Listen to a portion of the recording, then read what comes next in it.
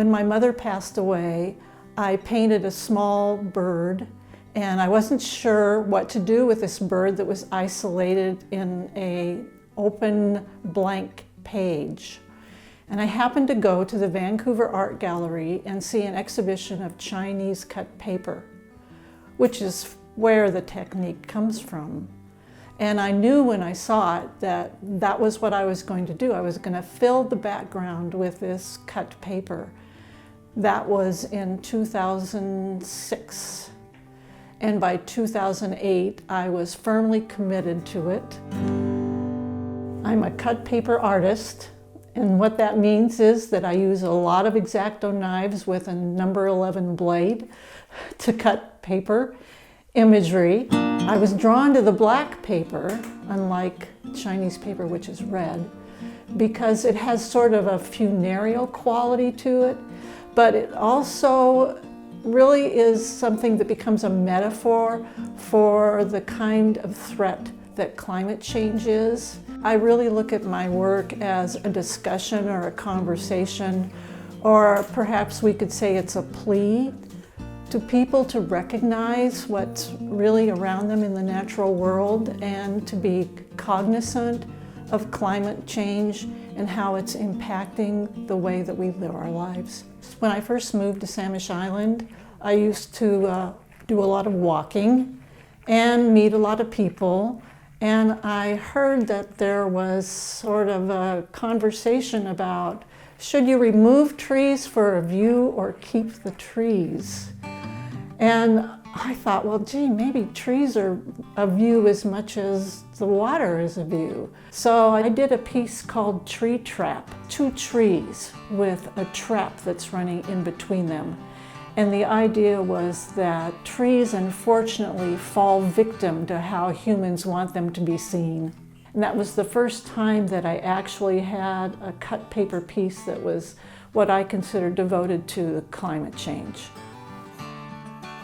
Paper cutting has always been a folk craft. You can find it all over the world, not only in China, but in Northern Europe and Mexico. And as a craft, it may not have sort of the hierarchy that a painting or a piece of sculpture has. And sometimes in the past, I think that my work has not been seen as maybe other than a craft. But crafts are as valuable as any other kind of art making. And I don't find today that there's too many problems with recognizing it as such. Well, I never really know what it is I'm going to make. I know what I'm going to make it about. So the first thing I do is look up what are the elements that I'm going to be working with. I'm looking at all the different kinds of species, their terminology, and how they interrelate with the habitat that they're in. I look that up so that I can see what the shapes are.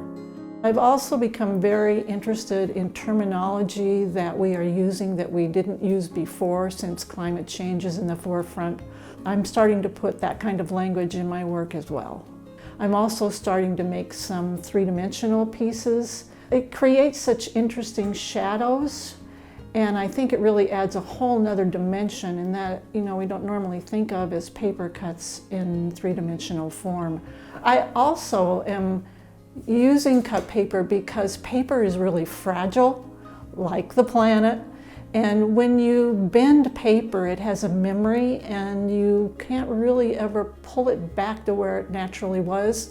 So I think of it as something that sort of, again, becomes a metaphor for what's going on in the world today. I would like to think that if people see my work, that it would give them an idea about going outside and being in nature. Going into a forest, taking a hike, going to the beach, and living that experience slowly, looking around you and noticing what it is that you're seeing and finding your place in it.